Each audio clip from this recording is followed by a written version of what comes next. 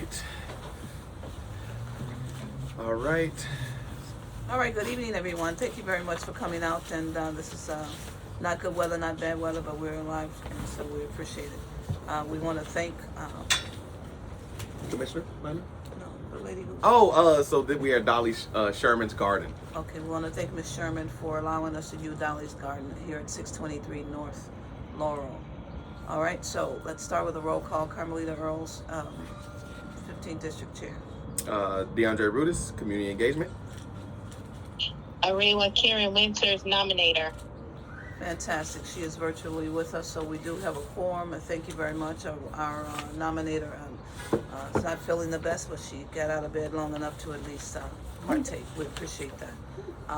So a quorum has been established. At this particular time, you guys have your agenda, right? So we're going to go to page 2, item 2, excuse me, for any type of public comments that you may have. It's right here, Ms. Jones. Yes, Grab it. Any type of public comments that you may have. I know you have an announcement, right?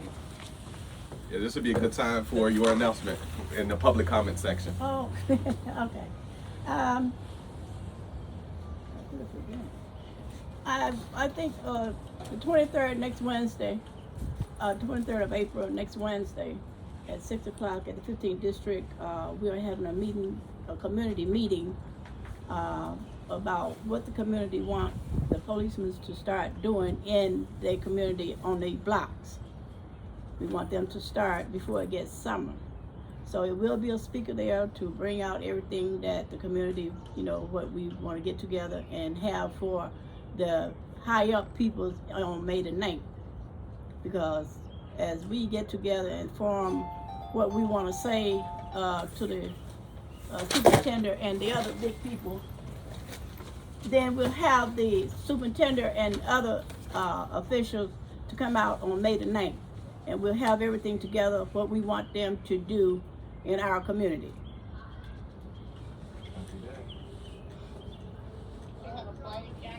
Yes, we have flyer and other and handouts actually. So Yes. yeah, yeah, I'll be there. I hope everybody will be there. Okay, Ms. BJ, you have anything? Okay. All right, so let's go right into the approval of the meetings. All right, so our meeting from,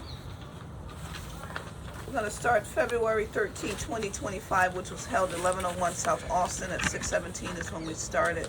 All members were present. Earls, Rudis, and Winters. The community basically, during the public comment, expressed a concern regarding the increased vandalism and graffiti, deferring fractions causing community concerns. The police was present, and that was taken into consideration and denoted.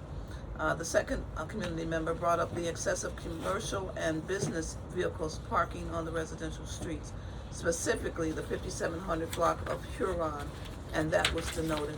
We discussed a lot of different things. If there's a litany of them, and I'll just paraphrase the awards. We talked about the pilot programs of engagement, 6 or fewer months. The CPD, there's a lot of different acronyms of public services and resources. We'll give you a copy of that. We do have an extra for you to take with. Everything from COPA to the mayor's office to volunteer participation, operational details, and mediation program. I know that Ms. Jacobs, you talked about, before I forget, you talked about the new endeavor on Narragansett. So when we're done, you may want to talk about that as well. Okay. So then the benefits of mediation, as well as, I'm just going to peruse through this, okay? Mm-hmm. As well as the various pilot programs that has been done in other cities for long-term mediation in Los Angeles, Florida, and things of that nature, whereas we, as a diverse city with 77 communities, can benefit from that as well. So that being stated, the district councils gave their updates,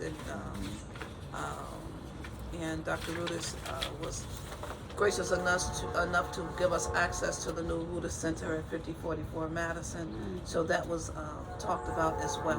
I'm going to go right until the March, or you want to? Oh, we got to approve. Let me approve. So I motion to approve our February minutes as read.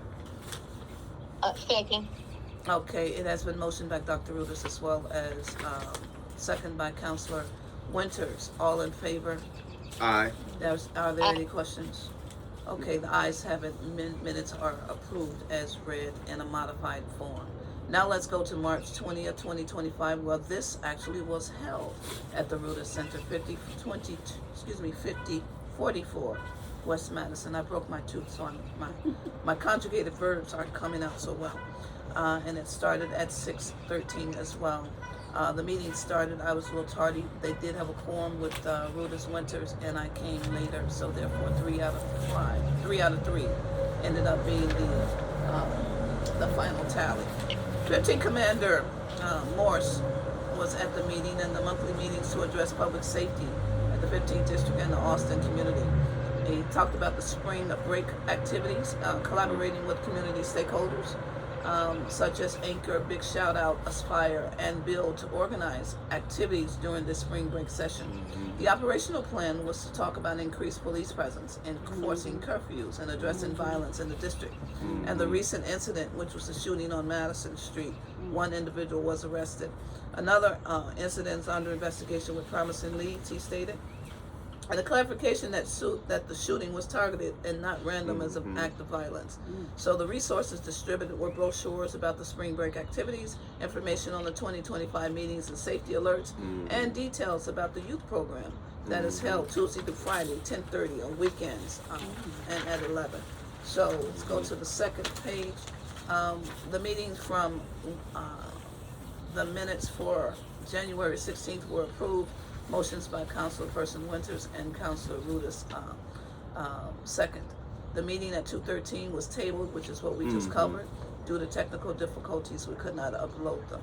So that being stated, we also talked about the consent decree, the 3 policies that are open for community comment until the 31st.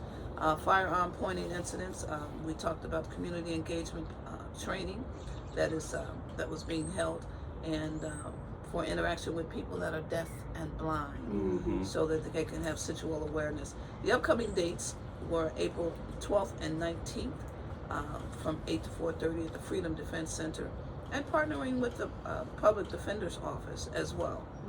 I'll go down to the Oath Keepers discussion, as well as the potential special meeting to discuss the presence of an Oath Keeper that may be in our very own district.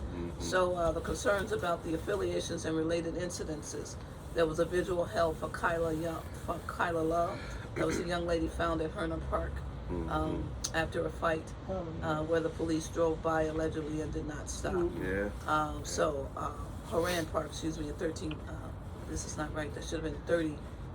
33. They're probably 33, 35? Yeah, it should have been right off of Sacramento is 30.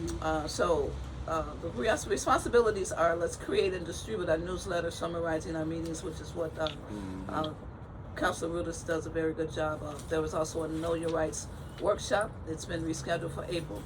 Tap into that. I'm sure they'll be on the website. Facilitated by Carlton Training Programs. There was an emergency response training for 311, mental health, first aid training, and a 911 gunshot wound training. So, the updates from the counselors were given. You got that? No, I think that's what we just read. We just went through that one, right? No, this is a different one. What is this one? Yes. That might be January. That was some updates as well. So that being stated, that might be from the other one. So we have, the other thing was just our discussions. I got them here. Maybe. Okay. Why don't you go ahead? Okay. So the last piece was the discussions where we talked about, so I mentioned in this particular meeting, which I will update in this meeting, about the 2 incidents that I had going through COPA. One was stayed in COPA, one ended up going through BIA, and I have updates for both of those. The other piece that we talked about was our tribunal that we're working on currently as a pilot initiative that we'd like to have off the ground we were very ambitious in thinking maybe June, but we are seeking legal counsel through Marcia Thompson, who has been a mediator and a part of the original COPA model when they started mediations. And so she's helping us, and as she is very how would I want to put this? Like she's an in-demand individual, so we are working with her to help us flesh this out. So that is something that is ongoing. It may not be released in June, but we'll continue to update you all as we reach steps to bring it to fruition. Ultimately, what we would like to do is create a model where one of the district counselors, one of the police officers, and one of the community members that are mediation and conflict resolution trained, and also restorative justice trained, be able to come together to help with those smaller or lower level incidences between police and community, so that we could have a means to actually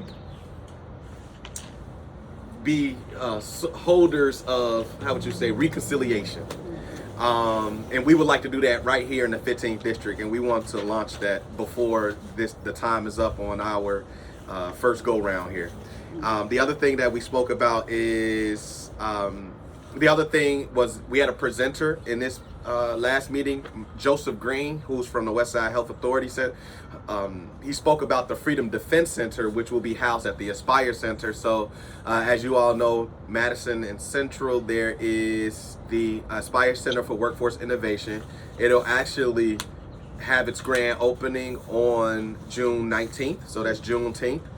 And inside of it, on the same floor that Westside Health Authority sit, will be the Freedom Defense Center, in which I can't think of the name, so I have it on our new newsletter that I'll read out to you all. But in addition to the Public Defender's Office, you'll have another legal aid office right there on site, in which folks that are either currently incarcerated or working after incarceration will be able to have a spot to go for resources and support in whatever way that they may need it. And that'll be housed right at the Aspire Center. So he just talked a little bit about his history, the process to bring that to fruition, and what that'll look like once it comes to fruition.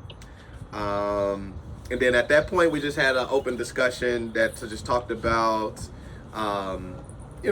ongoing supports and things that we could use as a district council, and how we could continue to support other community efforts and initiatives. And so with that, that we didn't have any votes, and that was the end of the meeting. So I motion to move our minutes from our March meeting as read.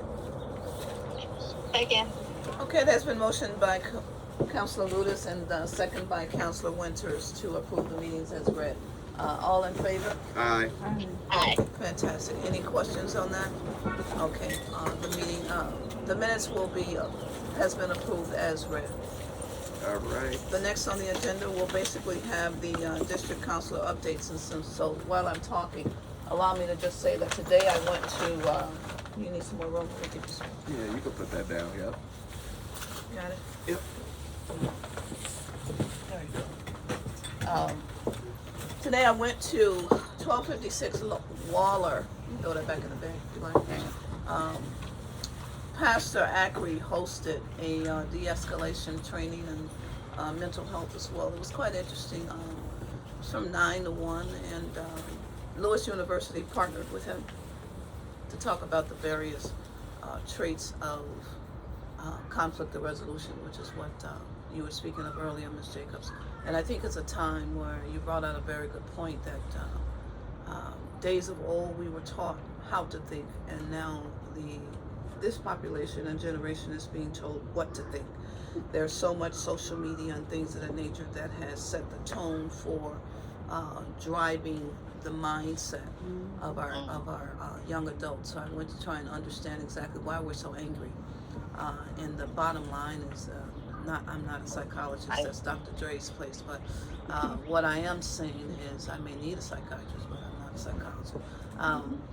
What I'm saying is, our children need to love themselves. So when you possess something genuinely, it's automatically something that you met out, because your walk and your talk is in line.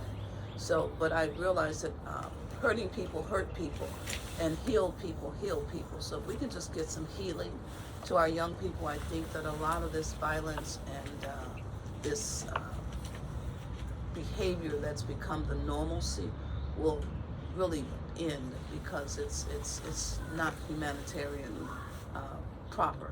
So that being stated, we also, I partnered with the community to have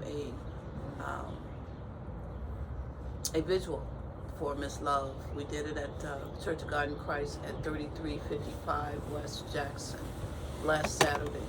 And it was quite interesting because some of the young kids are still hurting.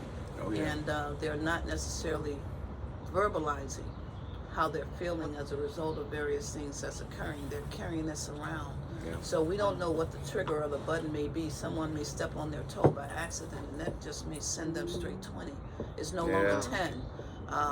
And they're acting out because that's their defense mechanism. So I think we that understand a little more about it need to share the information. So in closing, I'll just say this. I have made a commitment to die empty. What do I mean by that? I think I told my husband I'm going to start robbing cemeteries. No, I'm not going to take the tombstone off and open up the casket. There's a lot of knowledge that die with people. And if we make a conscious effort to unload and offload all of our institutional knowledge, I think that will help, because we didn't get here by ourselves. And it was the generations before us whose shoulders we're standing on that we have to disseminate this information to. So that being stated, that's why we do this particular work. And I'm done. Copy that. Araywa, did you want to go with updates? Yeah, so just a couple of things I want to piggyback on, and I don't know I heard she mentioned Kayla Love, but they have apprehended a 15-year-old young man for that incident. Yes. So then the other thing is, so as my nominator role, we had an open position for the West Side for the Community Commission, and we the selection Gina Piamonte was put forth to the mayor, and everything has been she's been seated, so to speak. So then she should be present at the next Community Commission meeting. And there we have all 7. We'll have a full commission now of 7 people.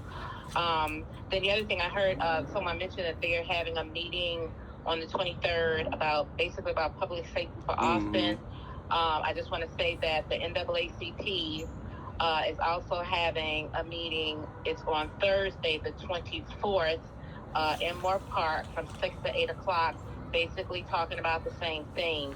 And I just want to encourage whoever is having the meeting on the 23rd that they show up at the meeting on the 24th, because they, the NAACP do have, are in communication with the mayor's office, and they're also in communication with the superintendent. And so I think, we can have 30 different conversations, but the more cohesive we make our conversations about what we want for, Austin, for safety in Austin on every block, that, I think our responses will be better, because there's strength in numbers. And then, I don't have my glasses on, I can't even read my own handwriting. There is a new public comment policy open. It is on gender-based violence.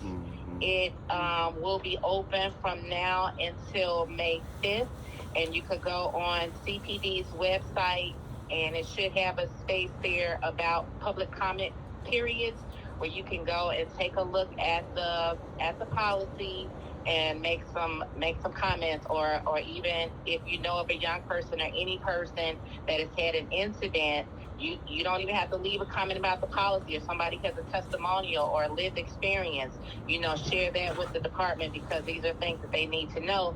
And this is a privilege that has been afforded to us from all the community work around the consent decree. And I did attend the training on Saturday at the academy which is also something fairly new, that they are opening the academy to the general public to see some of the trainings that the police department, that the cadets receive. And the trainings was on traffic stops and on how they respond to crisis intervention. The next one is this Saturday. I'm pretty sure the registration is closed, but they are this was a pilot, and I believe they're, if everything goes well, they get good feedback, they're going to do those on a more regular basis where community members can come in and see the various trainings, which again is also afforded to us, because of the work done, by community members around the consent decree. Mm-hmm. And one other thing I had here, I gave that one about that meeting, NAACP training, blah, blah, blah. Oh, and the last thing, one of the hats I wear, I'm a community organizer, also coming together, and we are planning an event on May 24th called Boots on the Ground. It's for public safety awareness and also opportunities fair. So anybody in Austin claiming to do public safety, from the police department to the scaling violence for safer communities, INBC, anybody, they should be present that day, because guards and community needs to know who they are. And we're going to have resources and programming for young people. Anybody in the community talking about they doing youth programming, anybody in the community have jobs for youth, we want them there, because that is one way we're going to help keep our community safe as well, is we keep our young people busy through the summer, through the hot months, through those holidays. And so that's going to be on May 24th in Moore Park from 10 to 4 p.m. Everything is being developed, but we will definitely, once the flyers and everything are put together, we'll definitely share out to everybody who signed in, for our meetings. Everyone would get that communication. And I think that's all I have. I've neglected to say something, Councilor Winters. Can you talk about the training we attended on yesterday? Oh, so yesterday we went to a training at headquarters with not all of the commanders, but a vast majority of the commanders, as well as a good number of district counselors. Finally, after 2 years, we finally had to sit down, and folks were able to meet one another because they came up with a General Order 0111, and it is kind of stipulating things for the commanders and how they should interact with district counselors, because in 15 we have a very good working relationship with our commander, but you had other districts where they have no relationship with their commanders. I don't know if you all noticed yesterday, but when they asked how many commanders have been to meetings, I think only 2 or 3 commanders raised their hands. And so that was becoming a problem for some. And then some commanders want to attend meetings, and the district counselors don't want them in the meeting. So for that sake, they had to put this general order in place. And so hopefully now moving forward, everybody has better relationships, because there were things in about, us attending roll calls, us having meetings with our district commanders, and kind of setting some goals and things. So hopefully now that we've had this, coming to Jesus moment with everybody, now moving forward, those relationships will be, more grounded, and, we doing the work that we, been elected to do. So yeah, that was a good piece yesterday. Yeah. Thank you. All right. I'm sorry. You mentioned these meetings, but she didn't say where. I mean, like the 23rd, she didn't say. Oh, that's Ms. Jacobs' meeting. The 23rd is the one going to be at the 15th district. Okay, I didn't. No worries. And the NAACP. The 24th, that's at Moore Park, 5035 West Adams. And the one on the 5th. 5th of May, Yeah. also going to be at Moore Park, 5035 West Adams. That's the training academy? The training academy? No, that's That's what she mentioned. She mentioned that she had attended the training on a Saturday. It was a pilot program. Mhm. Registration is now closed. The last meeting The last session is tomorrow. Oh, It was a okay. pilot program. Saturday. I'm sorry, Saturday. I'm thinking No worries. it's Friday. Yes, the last training is this Saturday, to basically allow people to have the not oversight, but to witness Yeah. how their cadets are trained. So Yeah. that was something that she was speaking of. Yeah. They call it community observation days. But I'm saying, Yeah, and when they come up the again, training you know, for is everybody. where is it? I know you said. Oh, the training itself is at the Public Safety Academy. That is Chicago Avenue, 4400 West Chicago. Right across. Yeah. And when they come up again, you know, we can share that information. Is anybody allowed to go to that, or? Yeah. Yeah. Send us their information. Yeah. So we have your sign-in information. When those things like that comes down the pike, we will get an email out to everybody that is signed in. Okay. We don't know when the next one's coming up though, but we knew that these two were coming. So, yeah. Good questions. Yeah. All right. So I'm DeAndre Rudis, our community engagement person. So one of the things that I do is create really nice newsletters that follows our meeting. I did not print this one because again, I didn't think anybody's gonna show up.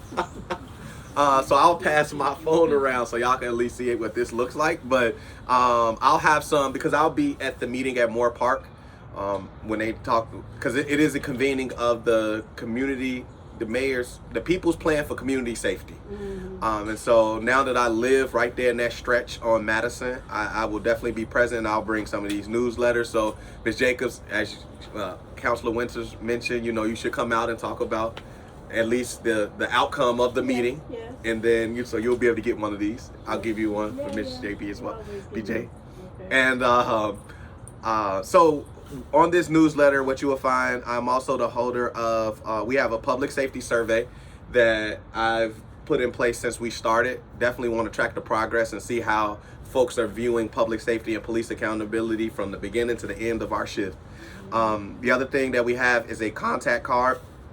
It's a QR code as well. So we understand that some folks, especially when we have officers present in our meetings, may not want to talk about their true feelings or thoughts as it relates to what's going on in the community. So that gives them an opportunity just to reach out to us. And again, I'm the holder of it, so I don't have to go and report your name and information to the officers. Just let them know what's going on if that's something that you'd like to do.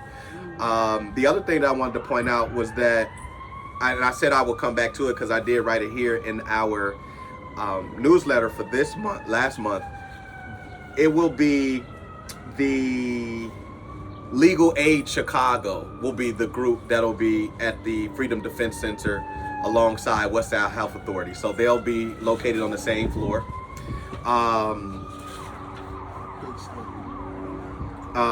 What else I put on here? Yep. The other thing is, so I do have a resource list that whenever something comes up and folks need a central location to find, how would you call, like artifacts that are necessary to whatever their issue may be. So like a noise ordinance, we talked about that on your block before. After we did, I actually put that in that resource list that I'm collecting. Trespass affidavits and things like that. So I'm the holder of that, and if folks are looking for anything and whatever issues that come up in our meetings that are written, I generally toss in there. So I keep track of that. The other thing that I wanted to mention are the two complaints that we had. So one went through COPA, and what COPA said as a result was that there was nothing they were going to follow up with. Yes, ma'am. Oh yeah, absolutely. So I apologize. So COPA is a civilian office for police accountability. So they're one of our partners, if you will. So when accountability issues happen in the community, we are the first line of defense, if you will. You come to your district council persons, and what we'll do is help you through the process of contacting COPA. COPA can be reached at chicagocopa.org. Let me make sure, because sometimes I get that backwards. A phone number, because a lot of these things, it seems like it's not senior friendly, because everything is, you got to go to You got to do it online. So Yeah. is there, like, some number that? Yeah. Yep, let me give it to you right now. 312 743.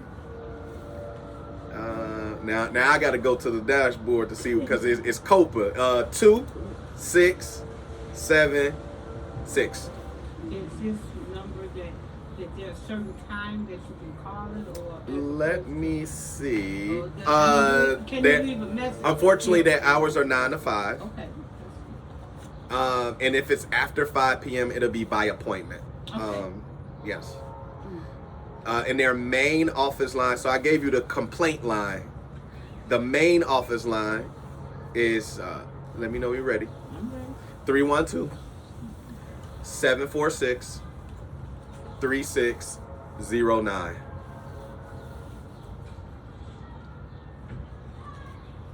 So COPA helps us with investigations when there are issues of misconduct or mistreatment or whatever may happen as a result of a community member wanting to file a complaint against an officer.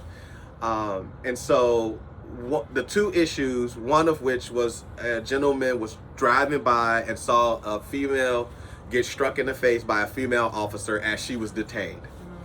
So he called it in, reached out to me, then we went through that whole process. We were going back and forth. It took probably about 7 months to get a result, and when we did, the result showed that prior to whatever he saw, that the young lady attacked the officer. I don't know how she attacked detained, but that's what happened.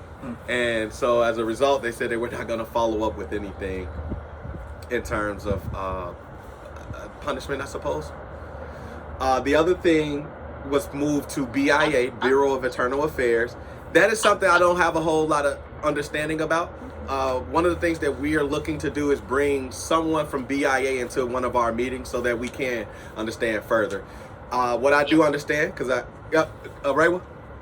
Yeah, I'm sorry. I just want to say something real quick about that incident. And this is the reason why officers are supposed to have their body cameras on, because then that would show to us if the young lady actually did attack the officer first. Because, so a lot of times it comes down to their word against a word of a resident. But that's all the reason they have those body cameras now, and they are supposed to, anytime they are engaged with someone, they are supposed to turn those cameras on. Yeah. So I'll be very interested to know if there was body camera footage that showed the young lady attacking the officer. If I can just segue to that, I was going to wait for him to stop talking, but since you mentioned it, allow me to just say this. This is why we sometimes must police the police. Everyone has these things right here. It's called a phone. And it's not that many things are being created as an isolated incident. It's just that it's being recorded.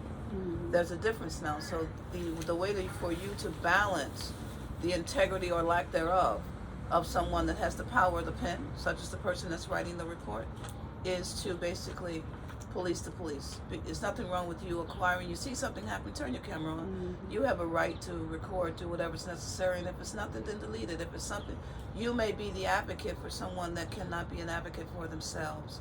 I understand that the Reed family lost their particular bid for the settlement. How sad. How can you justify 96 shots by 4 people when the guy they lost their, they did not get the settlement correct. So the settlement was not, City Council denied it. Yeah. So my point is, I see your frustration. So 96 shots where one person reloaded and unloaded again. So the person that was shot, the police officer that was actually shot in the hand, never discharged his weapon. So how can you justify, but also allow me to just talk out of school? The person that got shot and the person that was in the car allegedly doing the shooting were both African American. Everyone else that was not African American discharged their weapon. So what is that telling you? Does that tell you that we have a certain amount of empathy toward each other where we feel as though we can reach them while someone else just wants to do something a little different? I don't know. But what I am telling you is, if it wasn't for the young man that was on Citizens app recording it, we never would have had the conversation to begin with. So let us not, forgive the double negative, and let us not take advantage of an opportunity to make sure that we are advocating for someone. So it's a shame, but I've had personal experience with IMPRA before they became COPA, and I've had personal experience with BIA. Coming from the Chicago Fire Department, we will move the earth to protect one of our own. So please understand that the same thing is happening there. So speaking of body worn camera footage, the second one had gone through COPA. This was an instance where it was a Mother's Day celebration. I don't know how many people. I haven't yet to look at the body worn camera footage. I'm gonna go through it with the young lady as well as her report because she was unsatisfied with the issue with the return. So hers started in COPA, but it moved to BIA. And in talking to COPA today, they were saying that they were uncooperative. And she's saying that there were no attempts to reach out to her. So we got to figure that out. Either way, it went to BIA. BIA said that they didn't find any grounds to move forward with any punishment for the officers either. COPA specifically was saying that in this particular instance, there was a large gathering. The officers were responding to what they were called on with like shots fired or something at this gathering. And when they got there, you know, it was there was a large you know, a large crowd, and you know, people were acting out of turn.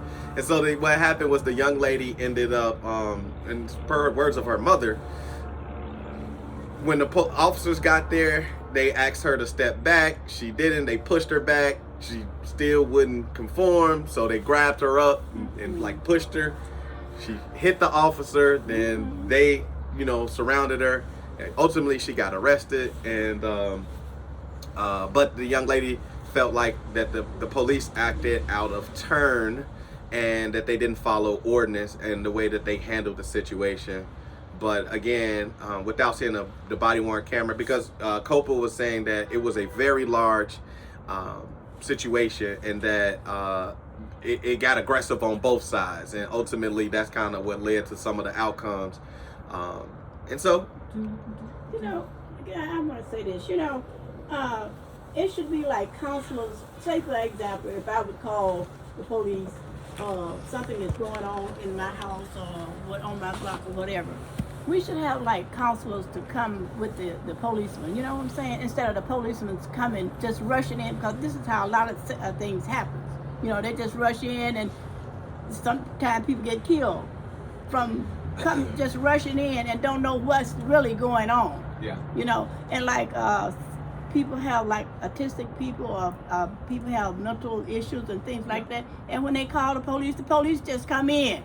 yeah. We need some like counselors to come out to be first ahead of the police to explain and try to reach this person or the family before the police do what they do. It's interesting you say that, because there is a critical incidents team that's trained to handle mental health things of that nature. But here's the interesting part about it. When do we not call 911? Call for everything. Every single And there last you have thing. it. So what we have to do is take ownership for some of the excitedness that we have when we pick up the phone and immediately call 911. I know there's another number that they're 988 that they, is it online? Okay. Online? Is it online? Oh yeah, for sure. Okay, yeah, so yeah. it's operating. Yeah. 988 is Yeah. where you call for that particular crisis. Yeah. 911 is when something is a crime, things of that nature, and 311. So you got three numbers, and that we definitely need to differentiate what we don't need to provoke in a Correct. 911 situation that could be handled 988. So that's a good conversation. Maybe that's one of the conversations that we should throw on this platform. You were about to say something, Ms. Jones? No? Okay. So I'll add, before I add one more last thing. So with this particular case, the one that it was in BIA, I am still working with her, because there are some things that we can do as a result. One is after we look at the body worn camera, and then we get to look at the report that they sent out, which according to COPA, the report, because I did send it to them so they could review it and kind of give me understanding about what was going on. They said it does lay out everything and the rationale for the outcome. So I'll go through that with her along with the body worn camera footage. But if she's unsatisfied, she is looking to reopen the case with COPA, or reach out to the Office of Inspector General to allege that they didn't properly handle her case. And so both of those will be steps that I'll be working with her through if that's what she wants to do. Last thing I'll say is that, so I do work for NYU still. The policing project, one of the larger scale projects that we're working on is alternative responses to policing. And we are trying to we're trying to create different language around it right now. We actually just had our last meeting to focus on that. But what that looks like is exactly what you talked about. So here in the city of Chicago, we have the CARES program. It's a pilot that's launched in other districts across the city. It's not here on the west side at all, actually. The CARES program is a alternative response model in which when there is a mental health crisis intervention teams get sent instead of the officers. Right.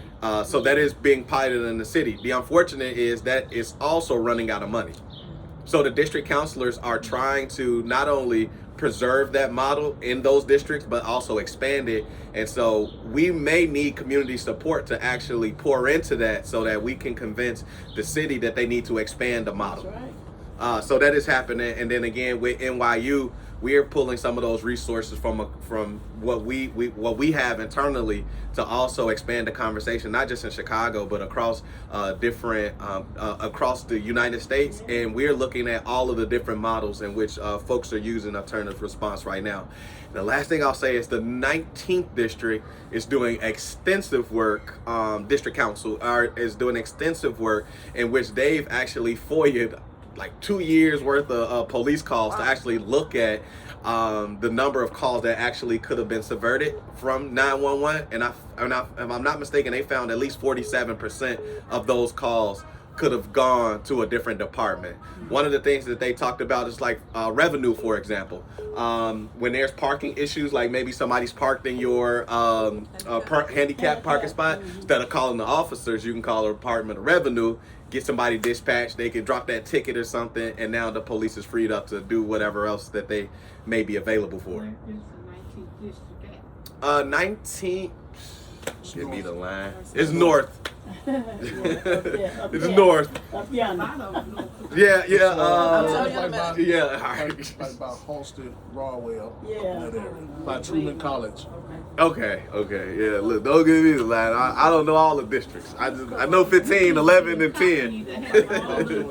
And 25. And 25. But you know, and I'm gonna say this, these different numbers, I'm making an example, and I'm not trying to justify us seniors not knowing certain things, but when people get excited or whatever, especially seniors, Yeah.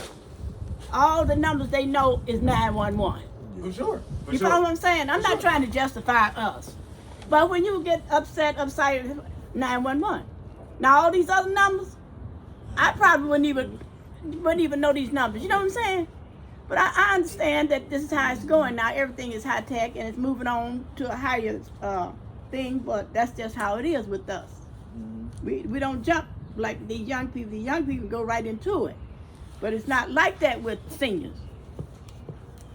But I mean, I know you can't justify that and there's nothing you can do about it, but this is the way the system is moving on. And I understand, but I'm Right. just talking this to you all because you know the difference. Well, will there be some type of training, just like you say, when you before you call 911, this whatever the 988, you mean? yeah, do they do some type of training that they would do? So before being a commissioner, I worked for a state senator's office, and when 988 is relatively new. It's been out for about maybe 4 years when it's been fully operational. The senators, the state representatives, some of the aldermen, they had like little notices and infographics about 988, when to use it, how to use it. And also there was a lot on social media, to you all's point, of how do we make sure that it's accessible to seniors. I think that this really like highlights that there needs to be some kind of canvassing, door knocking, more opportunities to publish this to community. Also another challenge that had happened with 988 and specifically not even just 988, but with the CARES teams, is that not only does it's a pilot program that only serves certain communities, but also understanding that there's no, for the communities that they do serve, some operate at different hours. So some is only 9 to 5, some is 24-hour assistance. So folks haven't had the opportunity to develop that trust and like really get to see those CARES members. And also there are some CARES teams that's doing a lot of canvassing that are going before community, that's trying to advertise their services. I've seen CARES vans that drive around, they show up at public meetings, they show up in table and talk about their services as well. But again, because some of those areas are not covered with the services, I think that's why some of you are kind of feeling left out of the conversation. So I really thank y'all for uplifting that experience. I don't think it's that you feel left out. It's just that if that van or whatever it is come to the neighborhood and it let's say it's on this street, but is there someone that even though it's a pilot program, is there some way that some of us that's come out to these meetings that we can contact them just on a one-on-one basis to find out what we could do other than, you know, with them. That's what I'm saying, the community, because a lot of, I see the van pass, but I never see it stop. And maybe if it stopped, you know, I can ask a question, and the question might not be something that happened today, but maybe they can give me some insight on what other communities can do, even though the money is not there. But some of us can do something, you know, if is it possible that we could get some of the training so that we can understand what's going on and not just that community, because even though it started there and it's a ongoing project, but if it's happening in other neighborhoods, it's like open communication. You know, I let you know what's going on over here and we communicate one with another, as opposed to, well, you know, it's going on over there and that's over there, but it's not really helping me and I'm over here. Yeah, you know what? One of the things that this just made me think about is an opportunity to bring. So there's actually another number, 211. We got it all. I mean, But that one is more or less, they don't really give out information, you know. well, 211. Right, because sometimes you call and the way the system is now, you gotta wait 30 minutes, and most of us, when we call, we either put the phone on speaker and we do whatever we want to do, and then after so many minutes, then the phone hangs up. You know, it's like, you know, they got a certain time limit on it. Same way with 311, they go through 20 numbers before you get to what you need, and then go through that. So what I was gonna say is that it makes me think that we got an opportunity to bring out all of the departments that are numbered, and then have a I don't know, a teach-in or whatever we want to call it. But yeah, so I'll work on doing that. I'll 211, 311, 911, and 988. You know, this officer, I don't know her name, at the 15th district, every third Wednesday, she has the seniors up there, and she even asked me if I wanted to speak this Wednesday, but I don't have anything to speak on. But maybe we can get a Wednesday with her, and you all come out and explain these numbers to us. Yeah. That's even better. That is absolutely, yep. I will do that. Yep. So sorry, to roll with the will that she's got, that. since the seniors are present, maybe we will partner with them and Right. come do and that. share those Right. concerns so that she can highlight That is. the transparency of that. Yeah, I'll reach out to Jill and those departments, and I'll let you all know when we get ready to do that. Yep. Yeah, awesome. Yep. I love it. Okay, so yeah, that was the end of my updates then, and then we're moving to the next session of the meeting. Which is our speaker. So this is our discussion. Our speaker is Commissioner Abier Minor. She is one of the, I don't want to, disrespect your age, but she is one of the younger individuals sitting on the district council. On the commission. And so, as you know, the commission is appointed. There are 7 members, 2 of which have to be under 24. Under 24, 18 to 24. 18 to 24. Okay. So that's the age range in which she falls. But this is a star right here. She's very, like, seriously. I've gone Don't to. look 18. Man, come on, seriously. Yes, ma'am. They were appointed. Yes. appointed by who? Okay, so our nominator, Karen Winters, and 21 other district counselors sit and hold that position. The nominators, and you know, I'll let you speak for yourself, Array. You want to talk about the nominating process and how folks get appointed? Okay, so You can hear? a while back, so each one of the district councilors has a specific role. Like Carmelise chair, DeAndre is our community engagement specialist, and I'm the nominator. So it was 21, I think. 21 of us got together, had several. First of all, we had to put out the applications had to go out. And so then, you know, I don't remember the number of applicants that we had, but we had to interview all of the applicants. And then we had to make a decision. We had to really narrow it down and make a decision, like, you know, which of the applicants we would send to the mayor's office for his appointment.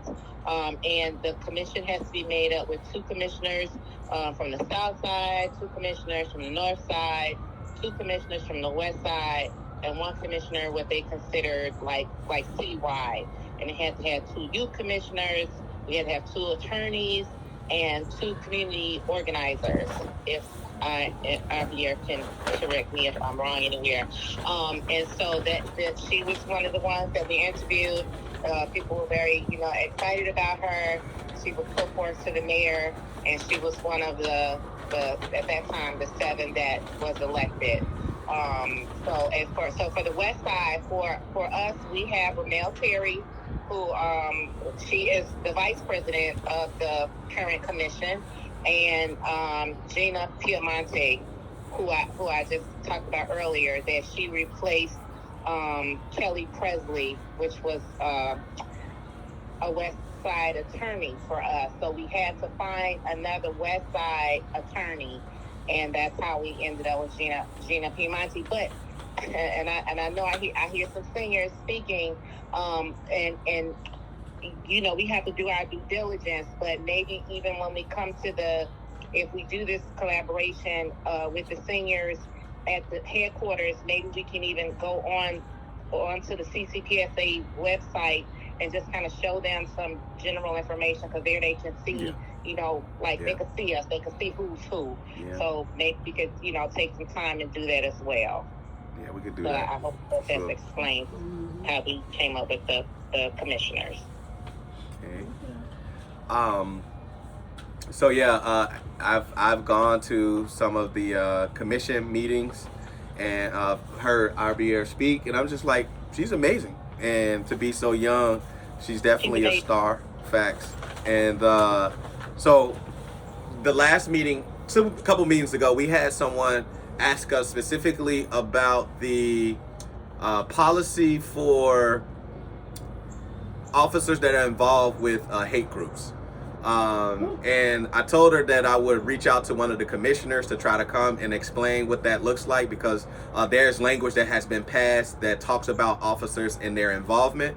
And so I asked Commissioner Minor to come out specifically because, again, I love the way that she speaks, and she could speak to this, but also because it gives us an opportunity to learn more about her, because we didn't go through the nominating process, so we don't know her background or anything about her. Like, I didn't know she worked for a senator, so I would take this opportunity to also learn more about her as well. And so I asked her to come out to let us know who she is, speak a little bit about her history, and then to talk about 2 items. One was the policy that talks about officers and their involvement with hate groups, and the other is just to give us an update on where we are with traffic stops.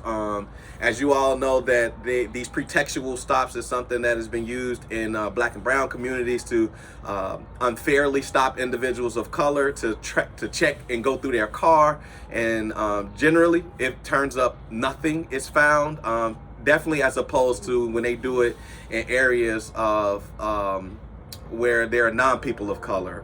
And so there has been many stops on a listening tour to hear from community about the traffic stops. And then there are other updates as it relates to the potential of even moving this traffic stop issue into consent decree and all other stuff that's going on. And so we wanted her to come out to speak to at least those 3 things. And so without further ado, gonna let Commissioner Minor go ahead and lead the charge and give us all that information. Well, thank you. All right. Appreciate it. So I really thank y'all for the opportunity to come speak to you all today. It's super amazing to be back in this community. Huh? Do you want me to? I can stay right here. I'm sorry. I'm just recording. Oh, your fault. I'm sorry. I'm sorry. Yeah, just want to make sure we all settle in good. I was really grateful for the opportunity to go to the McDonald's on Chicago and Laramie because I was like, oh wait, I know this McDonald's. I've been in this community. I went to McNair. I grew up on Chicago and Walton, like right off of Chicago and Walton, West Walton to be specific. So it's super great to be here before you all today. To talk a little bit about my history. I was, born in Chicago. Mostly the south side. I lived on the south side, the west side, and the southeast side. The only side I haven't lived in is the north side when it comes to being in the city. I'm the eldest daughter of 9. My grandmother was the eldest daughter of 10. And so I had, no more. yeah, right. They don't do it like how they used to, right? We fruitful and multiplying over here. So I have a lot of family, a lot of cousins. So I'm very familiar with the city, and the surrounding city as well. Just because of how spread out my family is, and honestly, that has been a real blessing in this work because I can really relate to my neighbors. Right, we've been neighbors at some point before, and this is really a testament to that. One of the things that attracted me to be a commissioner is actually I lost my parent to gun violence at 13 years old. I then lost my cousin on the west side. He was a football star, but unfortunately, he was also a foster child. My aunt is the one who adopted him and his family. She had 3 of his other siblings, and his eldest brother was involved in like a gang conflict, and they believed that his death was a part of gang retaliation. He was 14 years old when he was killed, and that definitely shook me to my core to lose such a bright star. He was so funny. He was such an outgoing young person. He had a bright future. And then when I was, 19 years old, I also became a victim of gun violence as well. So when we talk about on the commission, there's a slot for young people ages 18 to 24 to be representative of leaders and decision makers when it comes to this public safety landscape. Understand that it is essential and it is important. Last year, 45% of all gun violence victims was between the ages of 18 to 24. Right, so we are overrepresented when it comes to victimization, and I think that my story, right, my public safety story as a Chicago resident really can be a testament to that. So the commission really gives me a place to put a purpose to my pain and to give back to my community, and to empower people with my story because we are a part of making a difference in this community. And so that's one of the reasons why I'm so grateful for the opportunity to be a commissioner. When it comes to what was the other pieces? Oh, when it comes to my background, so I have a background in public policy. I started with the Illinois Senate Democrats at 21 years old as an intern for the Illinois Legislative Staff Program. I started there for 8 months before I was selected by State Senator Maddie Hunter to be her chief of staff. So I went from being an intern to a chief of staff. All right. It was a very interesting experience. I was the youngest person next to me in the office when I first came was 65 years old. Yes. Okay. The eldest person in the office was 85 years old. But I'm really grateful because I always tell them I have my OG. The OGs is the ones who really paved the pathway for me. They taught me a lot about what it means to show up in this space and be accountable to community, right? From that opportunity, I went on to be a nonprofit consultant for 3 different organizations. One was a Progressive Mind show that essentially tries to restore the royalty of African American people and can reconnect them with the African diaspora because it was, as we know, in our communities we have different stigmas about each other because this world can be very anti-Black. So it's been amazing because one of the things they do is they have an exchange ceremony where they bring the king from Ghana into the space to recognize Black activists, to talk to them a little bit about their ancestral history, understanding that in the slave trade they usually targeted kings and queens because they had a lot of the land and they also were big decision makers in the space, so it created that instability that helped them to colonize and conquer the space. And because of Black excellence, they talked about like ancestrally, what does Black excellence really mean and look like? We are born leaders, and they say a lot of the ways that we show up in our activism is a testament to our royalty. And so it's cool. They take them back to Ghana. They give them African names. They give them portions of the land, and they develop connections with them and relationships with them. And I help that organization with their operations development and their fiscal development for about a year and a half. And then I went to some other organizations and did the same thing for them too. I also organized with the People's Lobby. I organized on the Metropolitan Mobility Act to improve public transit services for the South and West Sides, understanding that there has been some intentional divestment in stops. Sorry about that, y'all.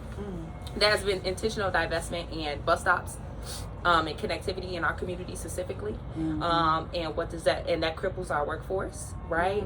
Our ridership, we are like one of the largest populations who have a need for public transit. And so it's been really disheartening to see what has happened to our public transit after the pandemic, ghost busting and just having crazy delays, like not as much communication as it used to be. So I've been, advocating on that.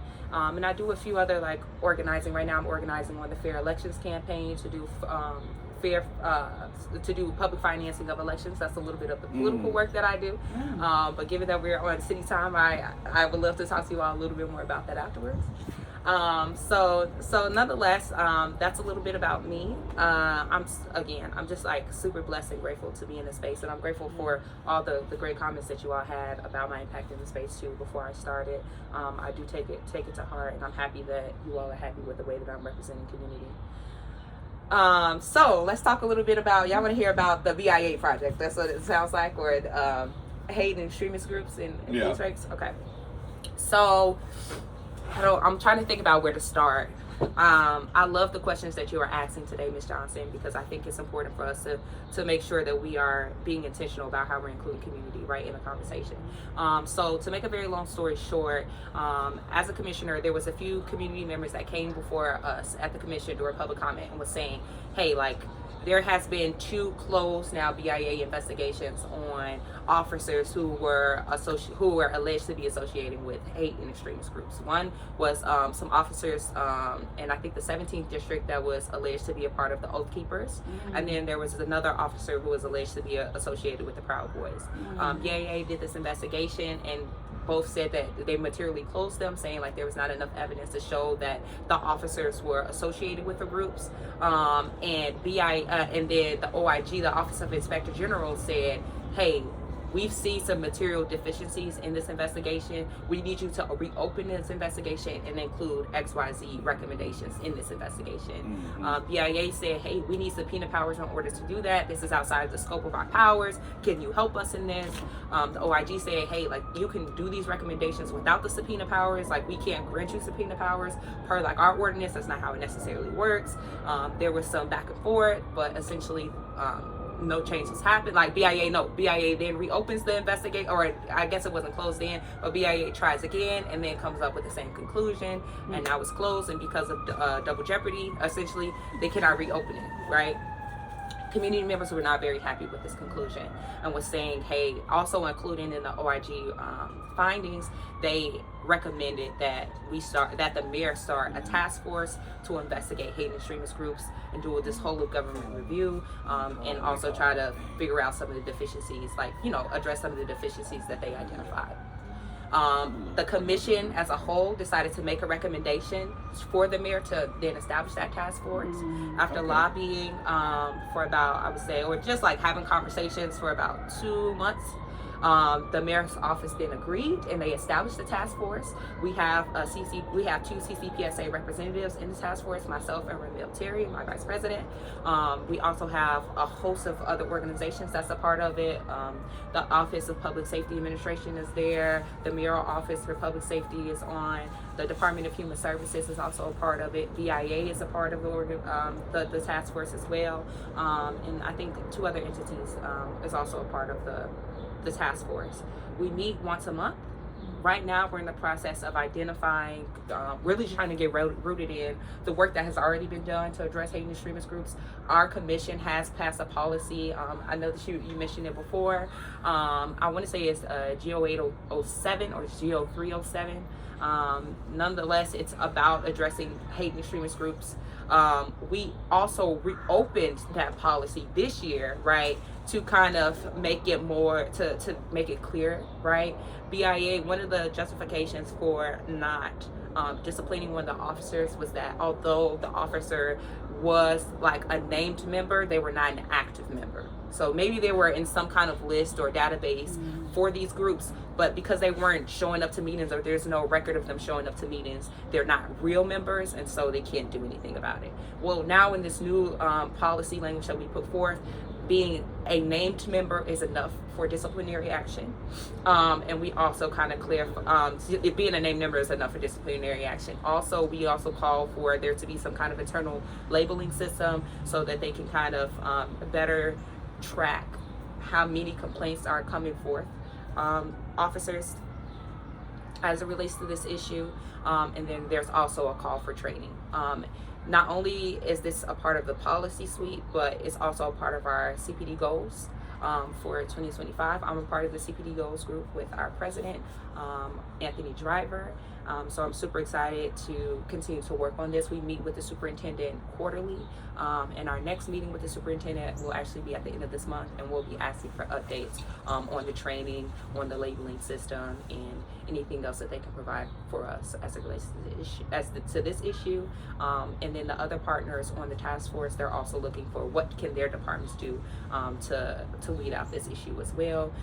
So in our next three meetings, is going to be about continuing to spitball ideas, as well as talk about some of the realistic improvements that we're going to be making as a commitment to solve this issue in the future. So that's what's happening. Well, that's great. Now, may I just say this? Yeah. Since being named is not the same or carries the same weight as being active, imagine if that consideration was given to the gang task force list. The database? Right, the game database. Yeah, Right, yeah, it'd be yeah. eradicated. So correct. Yeah, we So can do let's make sure that the same skills, being named versus being active, is rendered and courtesies to them as well. So just figured I'd throw that out there, since the police can use it when it's to their benefit, but then use it against someone else. Well, when it's, you know, here in the 15th district, we had someone that was affiliated, but we chose not to grind right now because we wanted more information. Apparently that individual, that was something that they did in the military or something, and they didn't pay dues or something, so they wasn't really initiated, but they had some linkage, you know, and that was a person here in the 15th. And so we're still working to see, okay, you know, what that looks like, and if it is, improper, then we're gonna start grinding. So yeah. So you're saying this was an officer? Officer. Yep. He was identified amongst the 7 or 8 officers that were supposed to have affiliation, but again, we took a step back. We were going to really press on it and like drive real hard for real, but we just, we took a step back. So yeah. that's good to know. Exactly. Because sometimes when you go and then it's a problem, then you look like the ball guy. Yeah. So sometimes it's better that you take a step back and gather all the information. Yeah, and that was something that, again, in the new newsletter that I said that I had, I did notate that, because that is something that folks were, and this is where the conversation came from. We had a town hall to talk specifically about officers that belong to far right wing or extremist groups, and the community member asked about it, which is the reason why Commissioner Minor's here today. So, yeah. May I just also say, I'm sorry, were you done? No, please. Okay. May I also say that sometimes an organization starts off under the auspice of one umbrella, and then it tails off and do something completely different from what the objectives were to begin with. I personally have been a part of a certain organization when I was younger, for whatever reasons, and then when I got inside and found out what they were about, Right. I removed myself from it. Right. Because I did not want the affiliation. So let's not justifying any of that specifically. I'm not speaking to the specificities of Oath Keepers, but I'm talking about a decision you made prior versus where you are today. So with the same measurement that I'm saying regarding the name versus active, I get it. I'm sure my Right. name is still on roll somewhere, but Right. then I can justify my position in that as well. Yeah. I know You was the people nation or the folk nation? Nah, just No.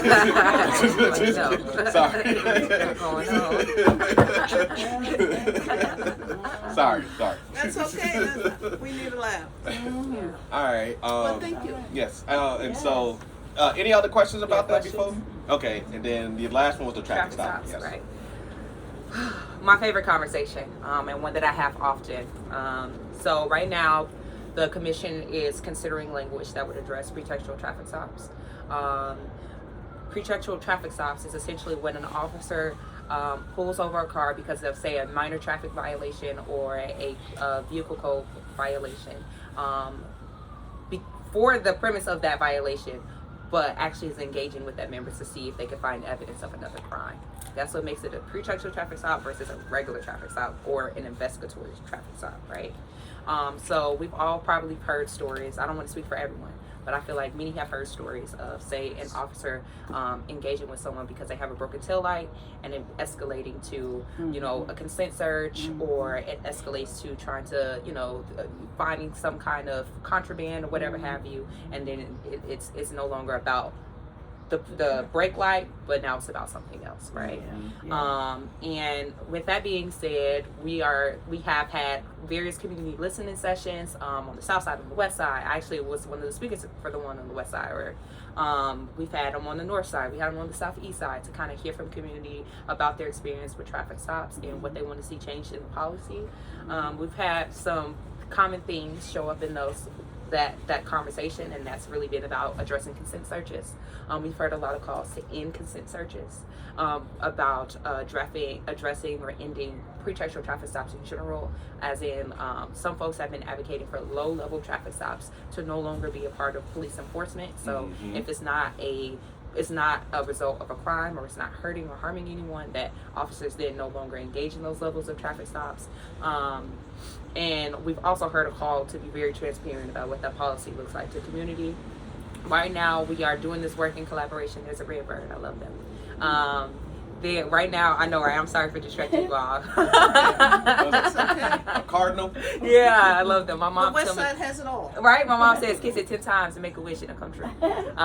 Anyway, right? You better be careful about those wishes. I'm telling you, they come true. There goes another one right behind it. It's a family. Okay, back to the real stuff, right? I was kind of talking a little bit about, a call for community engagement, right? Folks want to see that policy. They want to be able to provide comments. We are part of the consent decree process in making this policy. It's the first time in Commission's history that we're doing work in collaboration with the independent monitoring team. We are a part of the negotiation process with now CPD, the independent monitoring team, the AG's office in the Department of Law. We cannot show the policy as it stands right now, because right now CPD is kind of drafting their position, and we can't speak on behalf of CPD. And since it's not a final product, like we're waiting now for the final product to be cultivated, and then we can share it out with community. And then I really hope that you all look at that policy and see if it's representative of what your self-interest is and what you want to see for traffic stops. We also had, in the beginning of this conversation, we also had a subject matter hearing on pretextual traffic stops, where we had experts throughout the nation come on to the commission stage and talk a little bit about what their state has done to address pretextual traffic stops. We also had commissioners that have a similar task as us come through and talk about what that process looked like for them, and kind of see like their different outcomes, and also understanding what the data was showing for the actual impact of a policy like this. So I highly recommend, if you haven't already, to look at the commission's meeting on pretextual traffic stops, because I think it's a very good grounding to just like understand this issue. I learned so much just being a part of, like, just listening in as well. So it's really impactful. You can find any of our commission meetings on YouTube under CCPSA, and then you'll see just like a landscape, and then it also will have like the pretextual traffic stop special hearing, and you can click on and just enjoy it for yourself. So that's a little bit about where we are in the work. The commissioners also, on one of our last listening sessions, we all talked about our personal stake and what we want to see in the policy. How many of us is it? 4 out of 6 of us went on record and said that policy. There were 2 that did not go on record just yet about what that policy will look like. or what they want the policy to look like. Okay. And so I know that community has also been kind of asking and wanted to get more from those other two commissioners. In terms of what my personal stance are, I'm in alignment for what the community has been asking for and what the data shows. I personally would love to see an end to pretextual traffic stops. I personally would like to see some kind of limit on low level traffic stops, or traffic stops that's not really linked to some kind of violent crime. Personally, I believe that if there's under a Class A misdemeanor, then it should not be a traffic stop, because most of these traffic stops, also I kind of want to talk a little bit about the data when I talk about my opinion. 0.1% of traffic stops actually result in finding some kind of contraband or recovering some kind of gun. So you're telling me that 99.999% of traffic stops are virtually ineffective when it comes to, being an essential part of enforcement or having some kind of outcome. A very similar percent, very low percent actually results in some kind of ticket or citation. So in these listening sessions, I've heard one of the most impactful community stories that I heard actually was a recent one where this guy was saying that he was stopped 7 times in 1 week, and he never got a ticket. And on the last stop of the 7, he said that he was pulled over for 20 minutes. He was encircled by cars. And after, say, the 15th minute, he started to get visibly anxious. And one of the officers asked him if he had any anxiety medicine to handle his anxiety. And the guy went back and said, well, I'm just really concerned as to why I'm here for so long and what the problem actually is, right? And so he said that he kind of had, back and forth with the officers, and it virtually resulted in no ticket, right? In the room, it was interesting to me because when we were having the meeting, was a lot of people who were actually a proponent of traffic stops and saying that it is an essential part of enforcement, and that they want, and even though there's such a low percentage of gun recovery, that 0.1% is actually, say, 80,000 guns, and that's a good thing, and folks, we should be happy with that result, right? And so when they heard that story, it didn't seem to move them. Nonetheless, that's my personal opinion and assumption, right? Nonetheless, it moved me because I'm just thinking about how many times did this man then be put in a very uncomfortable situation? How many times were the officers put in could have potentially been an unsafe situation? Also understanding that traffic stops it's very dangerous for officers to engage in general because it's outside of their element, and because there's so many nooks and crannies where you can hide some kind of weapon. There's actually a young officer that just died, this year on the West Side, doing a traffic stop, right? And also understanding when we're talking about 18 to 24. Young officers actually have very high mortality rates, and they also have very high turnover rates as well. And so this is a very serious and prevalent issue of how can we protect our officers, how can we protect our community, and how can we make sure that when we're dispatching officer resources, right, that they're actually leading to some kind of serious enforcement outcome, right? That's what I would want, and I think that addressing pretextual traffic stops is the way to do that. So that's that. And I mean, yeah. And so where do I look like in the future? What does the future of the work look like for me? I'm also very interested in alternative response. I'm very interested in making sure that this policy is representative of community, that this policy is published and transparent. I want to hear more community voices on the actual language, although I'm very grateful to hear community's experience. I literally just had one of my very close friends, so I host a Bible study. Y'all, I'm very churchy. Right, so I host this Bible study on Fridays, and one of the participants, she just dropped off from the call, and she was telling her testimony and stuff like that. So it was kind of weird that she just left. And I'm like, what's going on? So I called her. I didn't hear back from her, and then I went to church on Sunday, and she wasn't there. She's traditionally there. She calls me on Monday, and she's like, yeah, I was in jail. And this young girl, she's probably 19. Just a young, bubbly girl. And I'm like, girl, why are you in jail? And she's like, well, I got pulled. So she's like, well, I was doing Uber Eats, and I got pulled over for my license plate. She said my license plate is something is going on with my insurance. She said she switched insurances, but one company, she didn't pay off the final dues for them, and so essentially it lapsed because of the timing. It lapsed. And she had to pay this fine with the county, but she went to the wrong website to pay the fine. so her place was shown like inactive, right? Mhm. And so she got pulled over, and they put her in jail for 3 days for that violation. And I said, whoa, you, hey, in the middle of Bible study, you got arrested and put in jail over a traffic, like, you Is know. her name Paula? Right, no, her name is not Paula. Silas. Okay. Y'all got the jokes over here. So this is a serious issue that needs addressing, right? She talked about like how jarring that experience was. It was her first time. Yeah. That was her first ever offense. Her first time ever being in jail. You know, everybody could tell that she was in there for traffic, and she talked about like just like feeling, you know, really just like overwhelmed. She's already behind on bills, and now she has to pay court fees in addition to trying to figure out the insurance fees, in addition to like missing work. You know, so it's just like this spiraling, and we all know the stories. We all know what happens to people, right? Yeah. And she said like, you know, everybody in there could tell that she was just there for a traffic violation. They call them traffics, right? And so I remember she said like she still found joy in that situation. She said on her way when they were like releasing her, she was all held up in chains in a like paddy wagon or whatever have you, and she's like I'm a princess, not a prisoner. Like, what are y'all doing? You know? Yeah. What are y'all doing, That's how you gotta right? keep it, yeah. And it was funny Keep too it because mad. she thought she wanted to be a correctional officer, but like after that experience, she was like, I don't really like that environment. You know, I don't want to be there ever again, right? In jail ever again.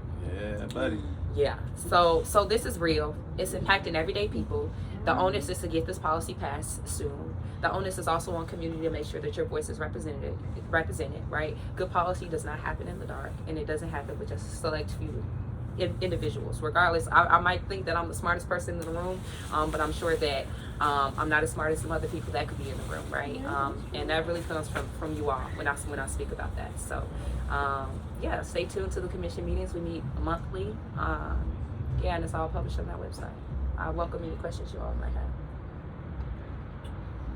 Thank you for the update. It was very interesting. Yeah. And I don't know you personally, but Yeah, from listening you got to the question? you, I think that you're doing a good job. Okay. Thank you. It's just that, you know, a lot of people just don't know. But it was a good representation of what you did. Thank you. Araywa had a question. Yeah. Yeah. Hey, Javier. So this isn't necessarily a question, more so than a concern. So you know, I'm also the community organizer on the Chicago on the Consent Decree Coalition, and I heard you mention that you know there's some involvement with the monitor, the office, Attorney General's office, and the judge. However, the coalition itself, like we haven't seen anything. And normally that's how it goes. Like we don't draft policies, but we make recommendations towards the policy. So I'm sitting there like, wait a minute, so you know so I don't know if we gotta wait till it gets drafted and then it drops down to us. But I'm confused because I'm confused. It's confused. So I just want to put that out there because we are also community voices. And we are considered like the expert community voices because we've been, you know, an integral part of the work for many years. And we are a part of the enforcement part of the consent decree. That it doesn't come from Maggie, it doesn't come from the Attorney General. It comes from the community members who filed the lawsuit for the consent decree. So I think, and I don't know if this is CCPSA, I don't know who's doing this, but in my personal opinion, it seems to be they're doing it backwards because we should be co-creating along with you all and community. We should be co-creating this policy with you all. But that's not a question. I'm just putting it out there. But yeah, we're gonna have to talk to Maggie and the judge and find out, you know, like what is exactly happening because we are very unclear right now. Yeah. But I just want to put that out there. Yeah, thank you so much for like uplifting your experience. Again, this is the first time that the commission has ever been a part of the consent decree process, right? So I'm not really sure what the activation for your prong as a part of the consent decree coalition, like what does that look like, right? Like what does that level of involvement and engagement look like? But I definitely think that you have the right next action to have that conversation with the independent monitor. I also want to say too, I kind of spoke to this a little bit earlier. One of the justifications, because like honestly, I personally have been advocating for like more, more transparency. When can we publish it? Asking questions like, when will we publish this policy? Like, how can we get community in the room? Like, how can we have, in my opinion, stronger listening sessions where the community is actually kind of like giving us feedback on the policy. And from what I've heard in those discussions is really the fact that we're still in the process of negotiations. There is no final product. This is all deliberative products, and so nobody wants to publish language that is still in the process of being like debated and changed as like their organization's official position. And so before people go on record about what their official positions are, we're in the process of having those conversations, spitballing policy, providing comments, doing the same things that we did when we drafted, let's say, our 2025 CPD goals, right? Where it was a process of us like writing some language, putting into the various stakeholders, them providing what they want, figuring out what the compromise is, and then publishing it for community and for the district councilors for comment. And so I imagine that that's what's happening, and my goal, my hope, my wish, and my work is really trying to get us closer to having that official date where that language is going to go public. And at that time, I don't want to speak to what's in the purview of your organization or like, and I also don't want to tell you all what to do next, but I think that everybody who has a stake in this should look at the policy and should, provide their comments if they feel so inclined to do so, right? And I'm also sorry because it does sound like a confusing process, and I'm sorry that you all weren't included in this process, especially if that's what you all are used to doing, and that's the cadence for that. And honestly, I can't speak to that. I'm also not one of the people that's in the negotiating room for this. What happens to get full commission, because of, with the OMA or whatever have you, only 2 commissioners can be in the room at once, right? Unless it's a public meeting. And so most of the representation is from leadership, as well as Aaron and Ramil. When it comes to these negotiations, Aaron and Ramil and Sandra are a part of the policy working group, and so they've been really heading the negotiations with CPD. CPD has also had some conversations, some one-on-ones with commissioners as well about this policy. I hope that's stuff that I can say on the record because a lot of this stuff with the negotiations is not like it's kind of like, since it's a negotiation process, is not necessarily accessible just yet until we get to a final product. So I hope that this kind of provides some insight. I hope I don't get a call from Adam like, girl, what you doing? And I don't think that I will. But I definitely think that self-advocacy is the best advocacy. If you feel like something's wrong with the process, you absolutely should have that conversation. Thank you. Okay. All right. So we are pretty much at the hour. And thank you so much, Commissioner Minor. Yes. Yeah. Yes. I told y'all she'll stop. Yes, she Yeah. is. I told y'all she'll stop. You be smiling. I'm supposed to smile at me. I'm okay with Yeah, that. I'm telling you. I'm Yeah, happy yeah, I I'm telling you. Yeah. All right. So So you're on it. yeah, I yeah, like that. yeah. Young people, move Yeah. it on, move it on. Take it on. So we don't have any votes to take, and I'm just gonna announce our next meeting, which is hold on. It is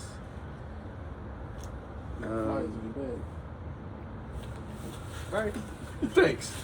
It is Your mind getting it's better May like mine. 15th. Well, no, I actually was gonna go look at my phone. Everything on the phone. Man, it is May 15th at 440 North Waller. So and it's at Harambe Garden. So what we're doing essentially is doing the garden tour. I'm sure in May it'll be a lot warmer than it is today, but I sure hope so. it will be. And Harambe has a very nice setup as well. And moving forward, I think until at least September, we'll probably be outside and just touring our community's gardens. We want y'all to see all the different gardens, but also we want to have meetings outside, Let's take it back to the way the people used to do it. Yeah, I like Either way. So that is the end of our meeting. So you want to go ahead and adjourn us out? Absolutely.